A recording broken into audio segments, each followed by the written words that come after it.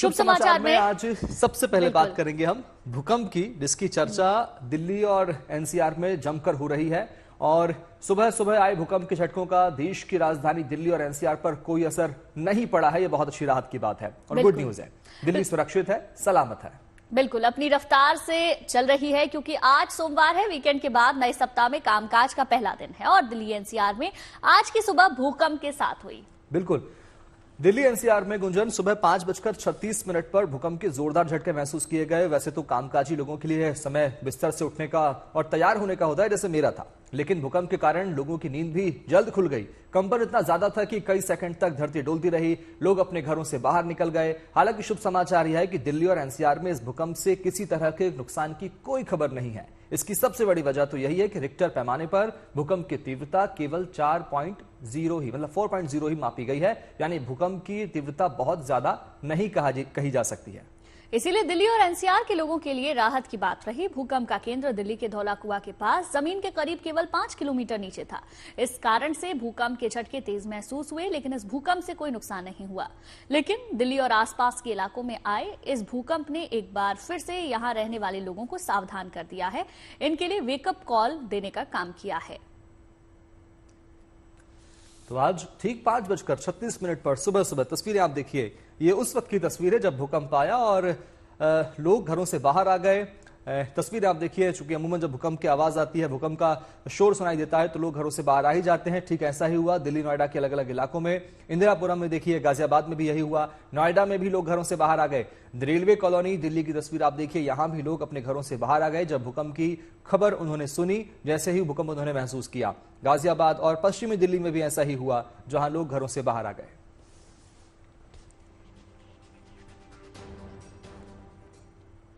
देखिए, ये अलग अलग तस्वीरें हमने आपको दिखाई दिल्ली के अलग अलग हिस्सों की, किस तरीके से लोग अपने घरों से बाहर निकल गए जब भूकंप उन्हें महसूस हुआ। अब उनके अनुभव आपको सुनवाते हैं जिन्होंने भूकंप को महसूस किया। मैं सो रहा था, मैं थोड़ा हल्का हिल रहा हूँ। मेरे को लगा कि ये ज्यादा नहीं, 2 सेकंड 2.5 सेकंड के आसपास हुआ होगा। इतना भाई हिलने जैसा महसूस हुआ। मेरे को लगा पता नहीं क्या है, लेकिन एहसास तो हो गया था कि ये भूकंप ये है। तो मैं उठा ही नहीं। मेरे को लगा अब तो दिन में पता ही चल जाएगा, हाँ ये तो भूकंप ही होगा।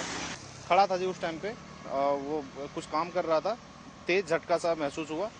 फिर जल्दी जल्दी कमरे से निकला, तब तक वो शांत हो चुका था। 2 सेकंड का था कम से कम।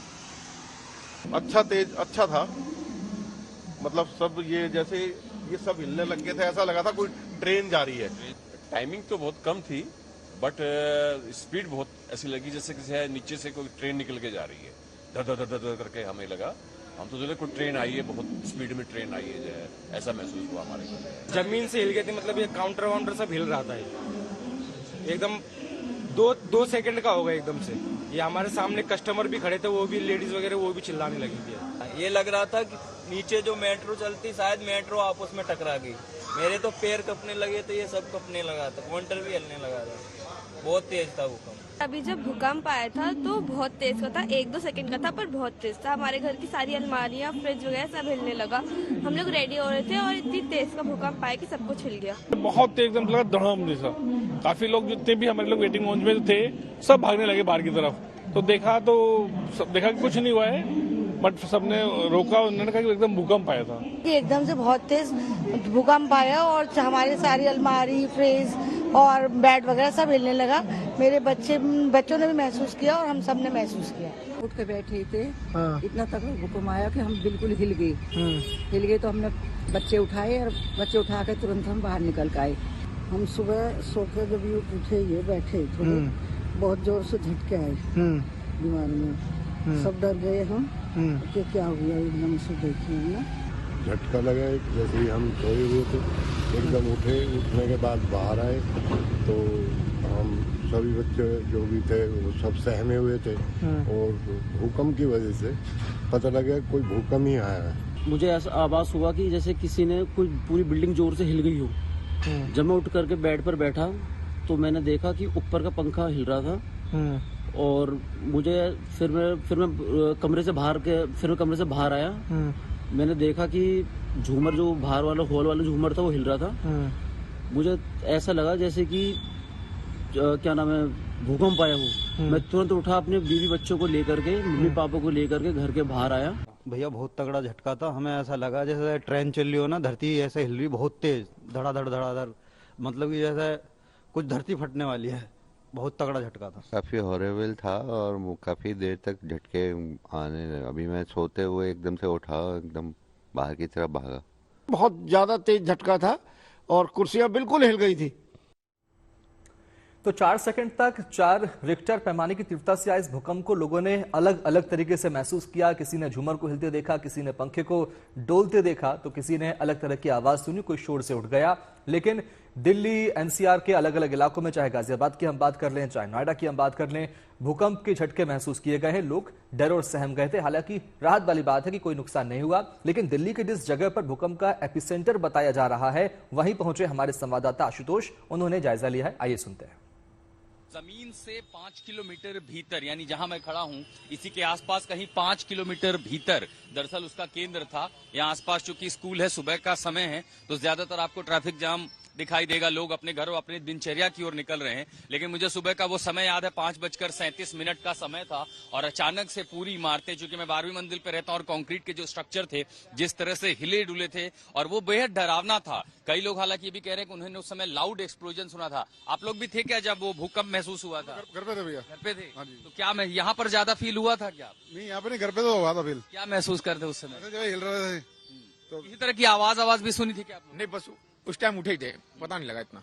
अच्छा, मतलब भूकंप से सो के उठे थे या पहले ही जगह? पहली जगह हुआ था। तो डर लगा था उस समय? नहीं, डर तो नहीं, मैं बस लगे मैं भूकंप आया। कई लोगों लेक के पास, तो ये पूरा इलाका दरअसल यहीं पर एक तालाब भी है और बताया जा रहा है कि ये पूरा इलाका, चूंकि अब आप एपी सेंटर की एग्जैक्ट जो नोजल पॉइंट है उसको माप करना मुश्किल होता है, तो सेस्मिक एक्टिविटी एक पर्टिकुलर रेडियस देती है कि ये 100-200 मीटर 500 मीटर का इलाका है जो केंद्र हो सकता है। तो उसी केंद्र के ठीक नीचे नहीं, अभी मैंने ये भी कोशिश की कि आसपास के जो स्ट्रक्चर हैं, मसलन जहां पर फुटओवर ब्रिज है, दूसरा कच्चे मकान है, क्या कहीं किसी तरह का नुकसान हुआ है? तो अभी तक इस तरह का कहीं नुकसान किसी इमारत में नहीं दिखाई दे रहा है। दूसरा, चूंकि रिक्टर स्केल पर इसकी जो तीव्रता थी वो सिर्फ 4 थी, तो 4 सिस्मिक में बहुत कम संभावना होती है कि किसी तरह का नुकसान हो। वैसे भी ज्यादातर अब जो मकान घर बन रहे हैं उसमें इस तरह का पैमाना देखा जाता है कि कम से कम 8 से 9 रिक्टर प्रतिरोधक क्षमता उनकी हो, तो ऐसे में नुकसान की संभावना बेहद कम है।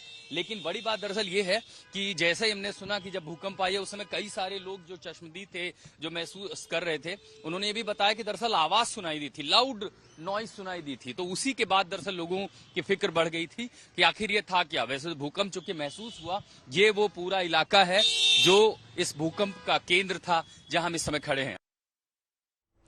तो आपने हमारे संवाददाता को सुना, उन्होंने उस जगह से जायजा लिया जहां के लगभग रेडियस में भूकंप के झटके महसूस किए गए, जो सेंटर रहा है।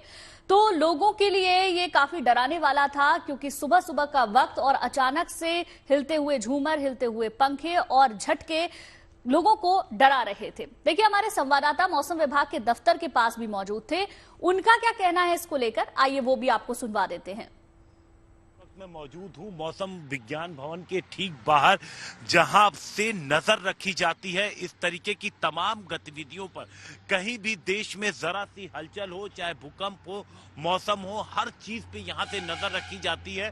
तो आज जो सुबह ये हलचल हुई इस पर भी नजर थी, और जैसे ही ये हलचल हुई तुरंत, क्योंकि जहां पर मैं खड़ा हूं यहां से धौला कुआं की, अगर मैं जहां पर आशुतोष है जो एपिक सेंटर है, तकरीबन 10 किलोमीटर के आसपास डिस्टेंस है सिर्फ, तो यहां पर भी महसूस किया गया था और ये पूरा एनसीआर का इलाका महसूस किया था।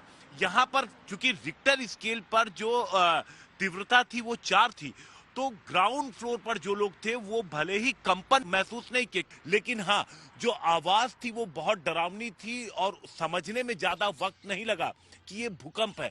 लेकिन कंपन की वजह से नहीं, आवाज की वजह से इसका अंदाजा हुआ। लेकिन जो लोग ऊपर के फ्लोर पे थे, ऊपर के फ्लोर पे जब जिन लोगों से हमने बात की, उनका कहना था कि पूरा एकदम जोरदार कंपन सा महसूस हुआ। लेकिन गनीमत 2 रही आज, समझिए। पहली चीज, एक तो जो टाइम फ्रेम था वो कम था, 5 से 7 सेकंड से का ये भूकंप था और उतनी देर में ही सब कुछ थम गया, रुक गया और दोबारा आफ्टर इफेक्ट भी इसका तुरंत नहीं आया, तो ये एक गनीमत की बात रही। दूसरी चीज जो अंदर था, डेप्थ थी वो 5 किलोमीटर की थी, इसलिए दूर तक इसे फील नहीं किया गया और रिक्टर स्केल पे 4 तो था ही। क्योंकि देखिए दिल्ली जोन 4 में आता है और जोन 4 में जब आप रहते हैं तो यहाँ पर भूकंप 7.9 से लेके 8 पॉइंट तक आ सकते हैं और भगवान न करे ऐसा कभी दिन आए, क्योंकि अगर 8 जो होता है वो बेहद खतरनाक स्थिति होती है। और सबसे बड़ा सवाल यही है कि क्या हम इतने किसी बड़े भूकंप के लिए तैयार हैं?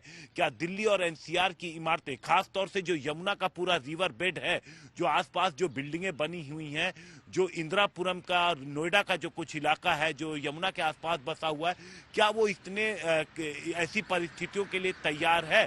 क्योंकि इस तरीके के जब भूकंप आते हैं तो वो हमें सतर्क करके जाते हैं, चेतावनी की तरह है कि हमें सतर्क रहने की जरूरत है, सावधान रहने की जरूरत है। तो इस भूकंप के बाद दिल्ली और आसपास के इलाकों में आए भूकंप के बाद पीएम मोदी ने भी लोगों से नहीं घबराने की अपील की और उन्हें सावधानी बरतने की सलाह दी है। पीएम मोदी ने सोशल मीडिया मंच पर एक्स पर पोस्ट करके कहा कि दिल्ली और आसपास के इलाकों में भूकंप के झटके महसूस किए गए। उन्होंने सभी लोगों से शांति बनाए रखने और सुरक्षा से जुड़ी सावधानियों का पालन करने का आग्रह किया है। इसके साथ ही साथ उन्होंने लोगों से संभावित झटकों के प्रति सतर्क रहने का भी आग्रह किया है। पीएम ने अपने पोस्ट में लिखा कि प्रशासन और अधिकारी स्थिति पर कड़ी नजर रख रहे हैं। ये पोस्ट आप देखिए एक्स पर, पीएम मोदी ने लिखा कि सावधानी बरतें और सतर्क रहें और किसी भी परिस्थिति से डरे नहीं, इस बात का जिक्र भी किया और इसके साथ साथ ये भी लिखा कि अधिकारी और तमाम बड़े अफसर इस पर नजर बनाए रखे हैं, भूकंप के पीछे क्या वजह थी और इसका कितना असर पड़ा है और आने वाले भविष्य में भी सुरक्षा को लेकर अधिकारियों को निर्देश दिए गए हैं।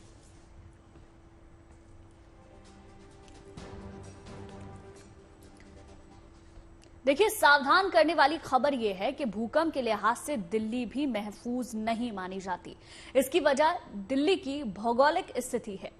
दिल्ली भूकंप के सिस्मिक जोन 4 में आती है। ऐसा इसलिए क्योंकि दिल्ली टेक्टोनिक प्लेट्स के टकराव वाले क्षेत्र के बेहद नजदीक है। इतना ही नहीं, भूकंप के लिए जिम्मेदार 3 फॉल्ट लाइंस भी दिल्ली से होकर ही गुजरती हैं।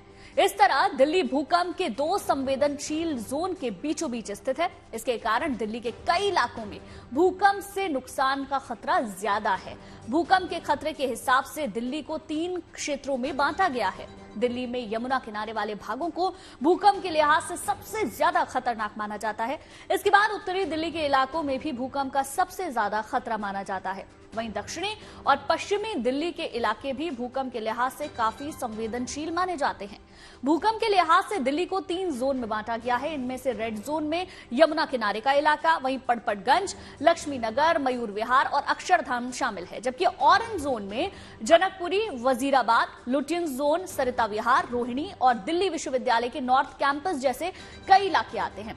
वहीं ग्रीन जोन की अगर बात करें तो जेएनयू, एम्स, छतरपुर और हौज-खास सहित दक्षिणी दिल्ली के कई इलाके शामिल हैं। इसके अलावा यह भी माना जाता है कि दिल्ली में इमारतों का बेतरतीब और खराब निर्माण भी भूकंप से नुकसान को न्योता दे सकता है।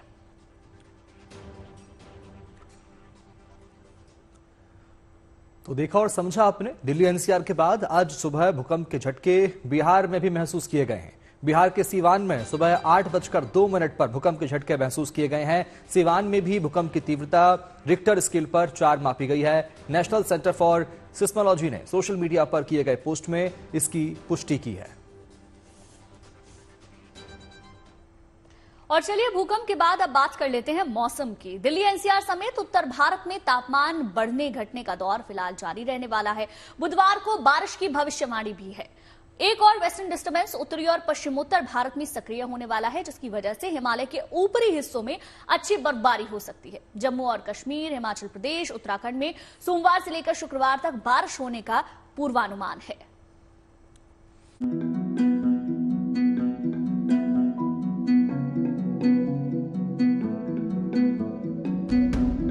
ये देश के अलग अलग हिस्सों के मौसम की तस्वीरें हैं, जहां मौसम का मिजाज बदला हुआ है।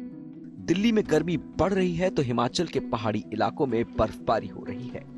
राजस्थान और मध्य प्रदेश में भी तापमान में उतार चढ़ाव देखने को मिल रहा है। उत्तराखंड में बर्फबारी के बाद ठंड बढ़ गई है। उत्तर प्रदेश में फिलहाल मौसम साफ है, लेकिन जल्द ही तापमान में गिरावट आ सकती है। कुल मिलाकर मौसम में कई ऐसे बदलाव हो रहे हैं जिनका असर आम जनजीवन पर पड़ रहा है। मौसम विभाग की माने तो इस हफ्ते फरवरी महीने का सबसे तगड़ा वेस्टर्न डिस्टर्बेंस आने वाला है, जिसके चलते बुधवार को दिल्ली में बारिश की आशंका है। यानी दिल्ली में तापमान बढ़ने घटने का दौर फिलहाल जारी रहने वाला है। वहीं एक और वेस्टर्न डिस्टर्बेंस उत्तरी और पश्चिमी उत्तर भारत में सक्रिय होने वाला है, जिसकी वजह से हिमालय के ऊपरी हिस्सों में अच्छी बर्फबारी हो सकती है। जम्मू कश्मीर, हिमाचल प्रदेश और उत्तराखंड में आज से शुक्रवार तक बारिश होने का पूर्वानुमान है। दरअसल फरवरी महीने का सबसे मजबूत सिस्टम इस वक्त अफगानिस्तान और आसपास के क्षेत्र में सक्रिय है, जो कि पूर्व की तरफ आगे बढ़ रहा है और आज से हिमालय और राजस्थान के इलाकों में बर्फबारी और बारिश करेगा। पश्चिमी राजस्थान में ये वेदर सिस्टम आज से 19 फरवरी तक सक्रिय रहेगा। 19 फरवरी से अगले 2 दिनों तक पंजाब, हरियाणा और दिल्ली जैसे इलाकों में इसके एक्टिव रहने का अनुमान है। दिल्ली और आसपास के इलाकों में ये सबसे ज्यादा 19 फरवरी यानी बुधवार को सक्रिय रहेगा, जिससे पूरे इलाके में अच्छी बारिश हो सकती है। पश्चिमी विक्षोभ यानी वेस्टर्न डिस्टर्बेंस के साथ दिन के तापमान में गिरावट होगी तो रात का तापमान बढ़ने का अनुमान है। इस समय दक्षिणी प्रायद्वीपीय भारत और वेस्टर्न महाराष्ट्र में कई जगहों पर तापमान में बढ़ोतरी देखी जा रही है। इन हिस्सों में अधिकतम तापमान 38 डिग्री सेल्सियस तक पहुंच चुका है। उत्तरी भारत में एक्टिव वेस्टर्न डिस्टर्बेंस सिर्फ दिल्ली और आसपास के क्षेत्र पर ही बारिश नहीं करवाएगा, बल्कि आगे बढ़कर गंगा के साथ वाले पश्चिम बंगाल, उड़ीसा और झारखंड में भी इसका असर देखने को मिलेगा। कुमार कुणाल के साथ bureau report, good news today. और अब आपको उत्तराखंड की बर्फबारी की 2 शानदार तस्वीरें दिखाते हैं। बद्रीनाथ धाम में इस समय कड़ाके की ठंड हो रही है, हालांकि यहां पर अब बर्फ बहुत कम देखने को मिल रही है। ऐसे में बद्रीनाथ धाम में ऋषिगंगा के बहते झरने का पानी जमने के बाद अद्भुत दृश्य देखने को मिल रहा है। झरने की बूंद बूंद जम चुकी है, कहीं कहीं पानी बह रहा है। ऐसे में झरने के आसपास बर्फ का पहाड़ दिखाई दे रहा है और यह आकृति हर किसी को अपनी ओर आकर्षित कर रही है। वहीं गढ़वाल की बात करें तो यहां भी बर्फबारी का खूबसूरत नजारा आप देख सकते हैं। टिहरी जिले में इंडो तिब्बतन बॉर्डर के नजदीक के गांव में गंगी में जमकर बर्फबारी हो रही है और यहां शानदार नजारे दिखाई दे रहे हैं। वही तस्वीरें आप देखिए, एक तस्वीर उत्तराखंड के चमोली की है तो वहीं दूसरी टिहरी गढ़वाल की है। और चलिए अब बात उस खबर की जो दिल्ली विधानसभा चुनाव में बड़ा मुद्दा बना। जी हां, दिल्ली में यमुना नदी की सफाई का काम तेज कर दिया गया है। उपराज्यपाल वीके सक्सेना ने इसको लेकर एक वीडियो सोशल मीडिया पर शेयर भी किया है। साथ ही सरकार का एक्शन प्लान भी बताया, यानी कि यमुना नदी कैसे साफ होगी और इसका पानी पीने और नहाने योग्य कैसे होगा। इसको लेकर सबसे पहले 4 रणनीति बनाई गई है। देखिए,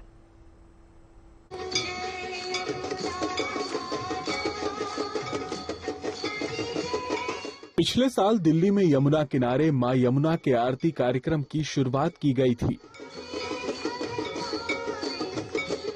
अब यहीं से एक और ये तस्वीर सामने आई है। यहाँ एक भारी भरकम मशीन के साथ यमुना नदी की सफाई की जा रही है।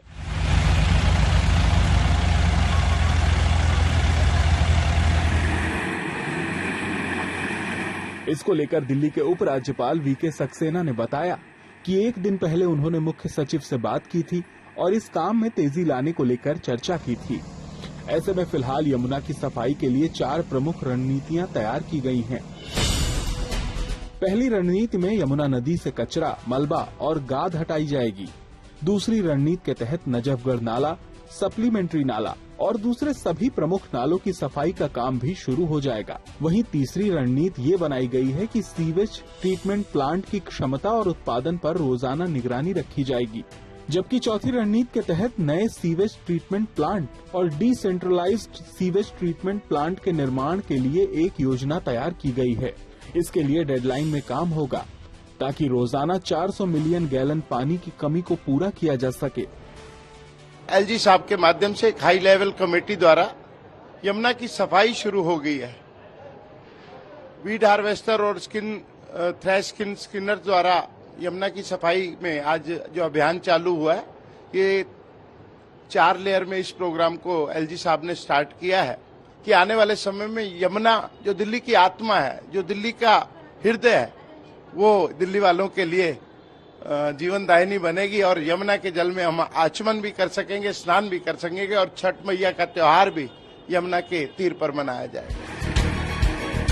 फिलहाल सरकार के इस ड्रीम प्रोजेक्ट को पूरा करने के लिए अलग अलग एजेंसियों और विभागों के बीच तालमेल पर जोर दिया जा रहा है ताकि इसके काम में बाधा न आए और यहाँ के निवासियों को साफ यमुना नदी मिल सके।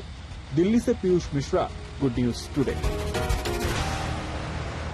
महाकुंभ में जहां हर दिन करोड़ों की संख्या में लोग आस्था की डुबकी लगा रहे हैं, बड़ी संख्या में लोग पहुंच रहे हैं। महाकुंभ जब शुरू हुआ था तो उम्मीद लगाई जा रही थी कि प्रयागराज में पूरे 45 दिनों में 45 से 50 करोड़ श्रद्धालु आस्था की डुबकी लगाएंगे, लेकिन इस बार ये रिकॉर्ड पहले ही टूट चुका है। यह आंकड़ा लगभग 53 करोड़ के पास पहुंच चुका है और अब रोजाना करीब 1.5 करोड़ श्रद्धालु आस्था की डुबकी लगा रहे हैं। महाकुंभ 26 फरवरी यानी महाशिवरात्रि तक चलेगा, लिहाजा सरकार ने आखिरी दिन के 10 दिनों को लेकर भी पूरी ताकत झोंक दी है, तैयारियां पूरी कर ली है। इसके लिए 10 दिन 10 एजेंडे पर काम किया जा रहा है ताकि श्रद्धालुओं को कोई परेशानी का सामना ना करना पड़े।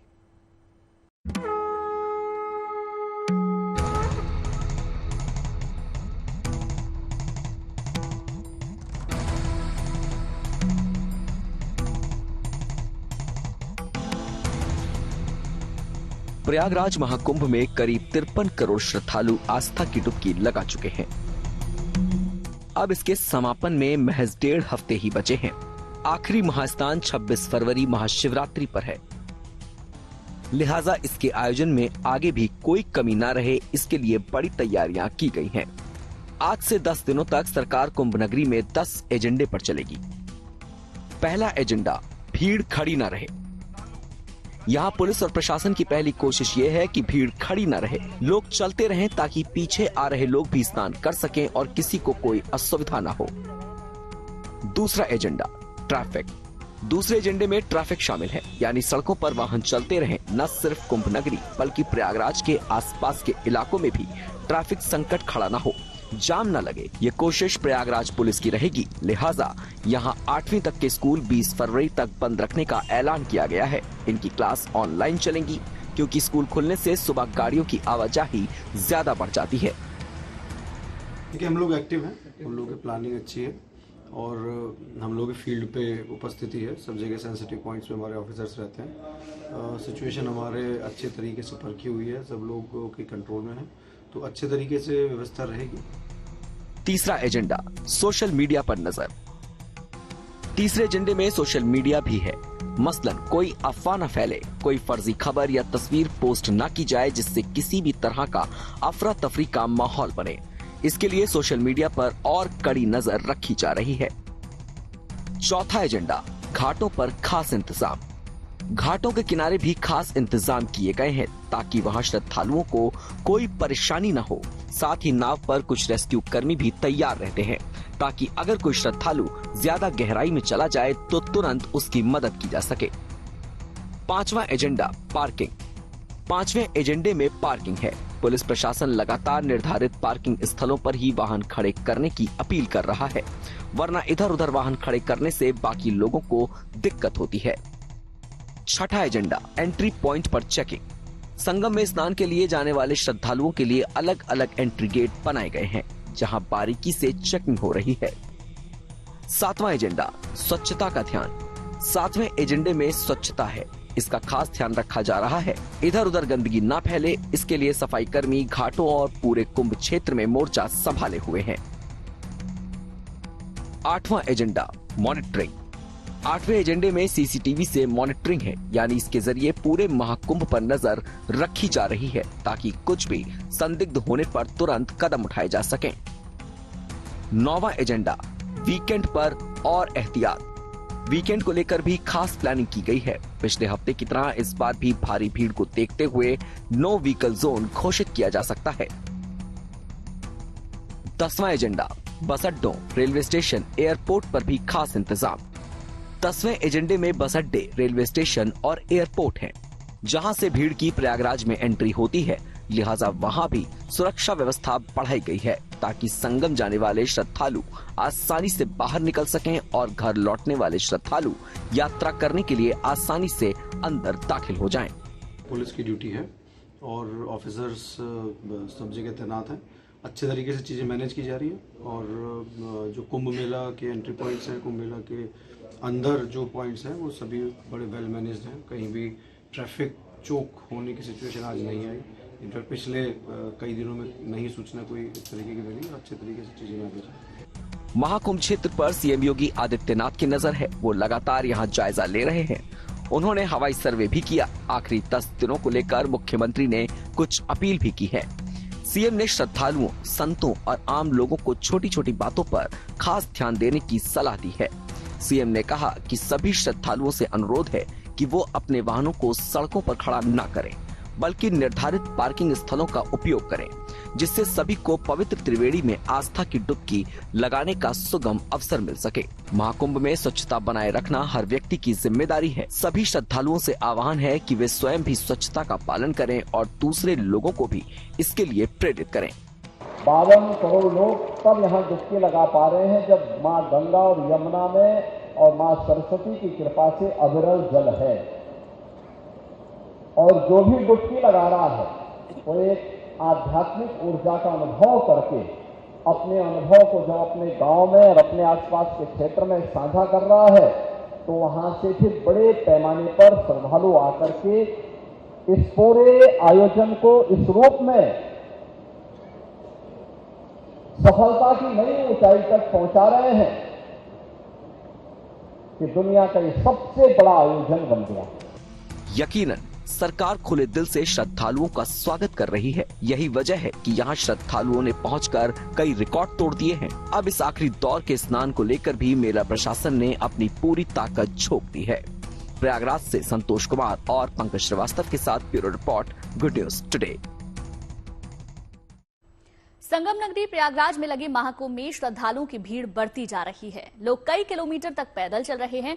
वहीं इन श्रद्धालुओं को स्थानीय लोग अपने अपने तरीके से भी मदद कर रहे हैं, फिर चाहे वो रास्ते में हो या फिर घाट पर। देखिए खास रिपोर्ट।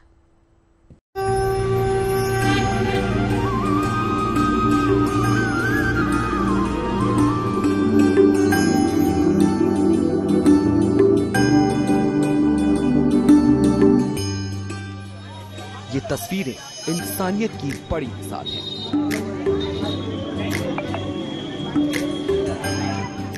प्रयागराज के रास्तों में कई जगह आपको ऐसे मददगार मिल जाएंगे। देश और विदेश के कोने कोने से लोग यहाँ पुण्य कमाने कुंभ नगरी आ रहे हैं, तो यहाँ के बाशिंदों ने भी अपने लिए पुण्य कमाने का अलग रास्ता निकाला। इन्होंने सोचा कि क्यों ना श्रद्धालुओं की सुविधा का इंतजाम किया जाए। बढ़ते तापमान के बीच कई किलोमीटर चलते चलते जब श्रद्धालु थक जाते हैं तो उन्हें प्यास लगती है। इसी को ध्यान में रखते हुए इन स्वयं सेवियों ने एक पहल की और इन श्रद्धालुओं को पानी की बोतलें बांटी, साथ ही बिस्किट के पैकेट भी दिए।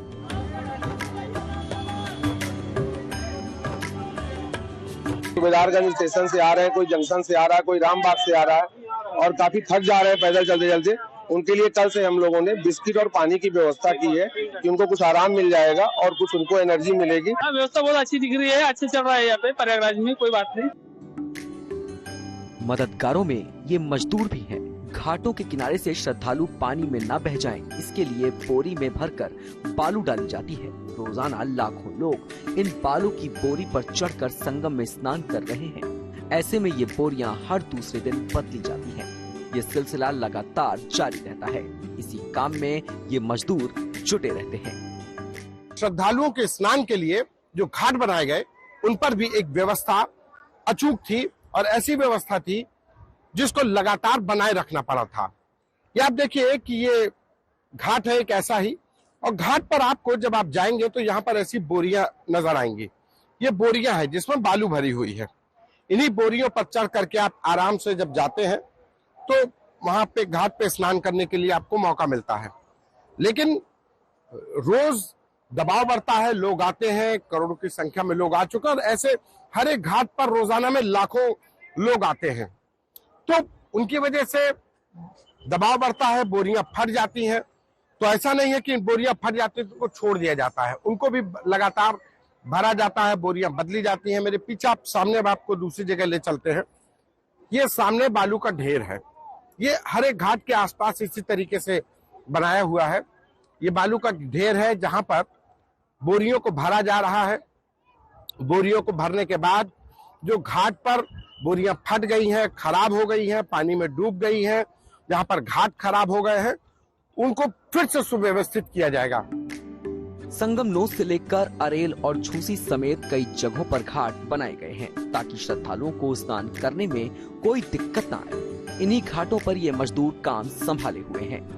बालू का ये सुरक्षा बेड़ा श्रद्धालुओं के काफी काम आता है। सब लोग आते रहते हैं, स्नान करते हैं, घाट खराब होता जाता है, हम लोग बनाना शुरू करते हैं। मतलब ये लगातार काम चलता रहता है हमारा। अच्छा, घाट बनाना? हाँ, घाट का काम लगातार चलता रहता है।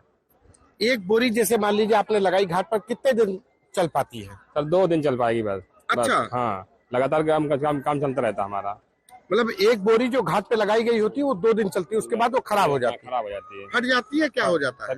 बह जाती है, मतलब धारा जाती है, पब्लिक नहाती है, वो बह जाती है और कोई फट जाती है तो हमको चेंज करना पड़ता है उसको, बोरी को। अच्छा। हाँ जी। तो अब ये आप लोग भर रहे हैं। अभी ये कहाँ जाएंगी ये बोरी? घाट पे जाएगा, ये घाट पे लगाई जाएगी। घाट पे लगाई जाएगी। जाहिर है पर्दे के पीछे के असली हीरो ये है। कोई पानी पिला रहा है तो कोई घाटों पर श्रद्धालुओं की सुरक्षा के इंतजाम में जुटा है। प्रयागराज से संतोष कुमार और पंकज श्रीवास्तव के साथ bureau report, good news today.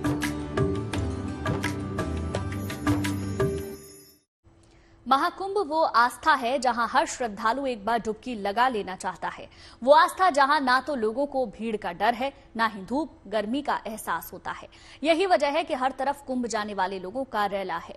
Railway station हो या फिर सड़कों पर या फिर हवाई मार्ग, हर तरफ कुंभ जाने वाले श्रद्धालुओं की भारी भीड़ दिख रही है।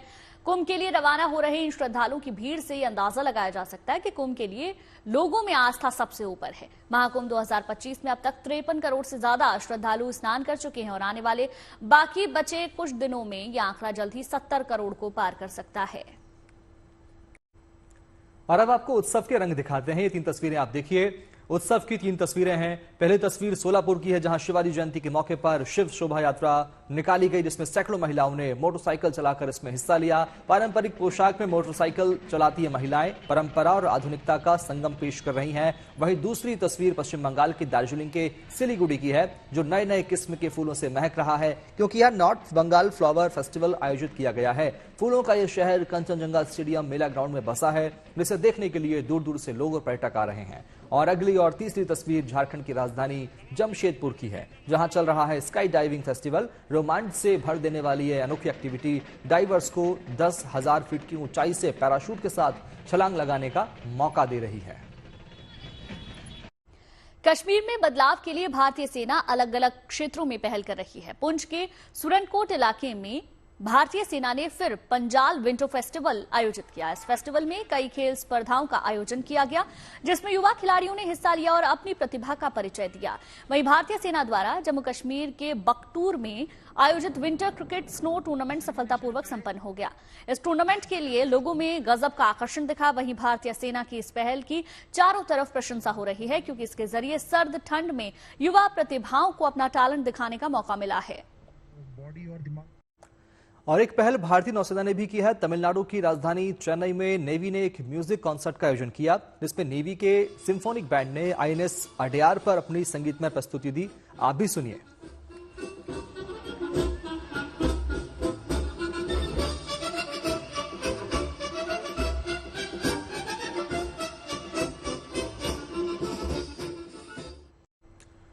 अब आपको एआई यानी कि आर्टिफिशियल इंटेलिजेंस के वर्ल्ड के सबसे बड़ी खबर बताते हैं। अरबपति एलन मस्क आर्टिफिशियल इंटेलिजेंस को लेकर जल्द ही कुछ बड़ा लोगों के लिए लेकर आने वाले हैं। Elon Musk AI startup XAI के ग्रोक 3 चैटबॉट का अनावरण करेंगे। नया एआई चैटबॉट ग्रोक 3 मौजूदा कॉम्पिटिटर्स चैट जीपीटी से बेहतर होने वाला है। इस बात का दावा मस्क खुद दुबई में वर्ल्ड गवर्नमेंट समिट के दौरान कर चुके हैं। मस्क के मुताबिक ग्रोक 3 लॉन्च के लिए तैयार है, जो रीजनिंग एबिलिटी के मामले में अब तक के एआई मॉडल से सबसे बेहतर है। ग्रोक 3 को भारतीय समय के मुताबिक कल सुबह लॉन्च किया जाएगा। इसकी जानकारी खुद एलन मस्क ने अपने ट्वीट में दी है। एलन मस्क ने सोशल मीडिया पर एक पोस्ट लिखा, जिसमें बताया कि ग्रोक 3 को लाइव डेमो के साथ दुनिया के सामने पेश किया जाएगा। उम्मीद करते हैं शुभ समाचार में आपके दिन की शुरुआत अच्छी खबरों के साथ हुई होगी। आपका दिन शुभ हो। आप देखते रहिए गुड न्यूज टुडे। नमस्कार।